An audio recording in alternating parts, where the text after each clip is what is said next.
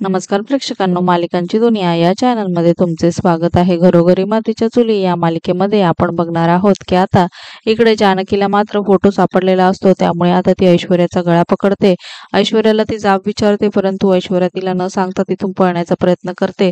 तरी सुद्धा आता जानकी पुन्हा तिला पकडते आणि विचारू लागते की माझा अंत बघू नको, खरं सांग, तुला माहिती होतं तर तू का सांगितलं नाही, कोण आहे माझी आई, आणि असे अनेक प्रश्न विचारल्यावर मात्र आता ऐश्वर्या काही करून सांगत नाही। त्यामुळे आता इकडे जानकी तिचा अजूनच गळा दाबू लागते। मी तुझा जीव घ्यायलाही कमी करणार नाही, माझ्या आईच्या बाबतीत तुला काय माहिती आहे लगेच सांग। आणि तेव्हा मात्र आता ऐश्वर्या फक्त पार्वती हेच नाव घेते। त्यामुळे आता जानकी हिला मोठा आश्चर्याचा धक्का बसतो आणि ती शांत होते। तेवढ्यातच आता जोरातच ऐश्वर्या तिला धक्का मारते आणि तिथून पळून जाते। जानकी मात्र आता तो फोटो घेऊन तिथून रडत बसते आणि विचार करू लागते। येणाऱ्या भागात आपण बघणार आहोत की आता जानकी मात्र म्हणत असते की नक्कीच पार्वती आईला माहिती आहे की माझी आई कोण आहे। दुसरीकडे ती गुलाबदादांना विचारते, पण ते सांगतात की ते आत्ताच इथनं बाहेर पडल्या।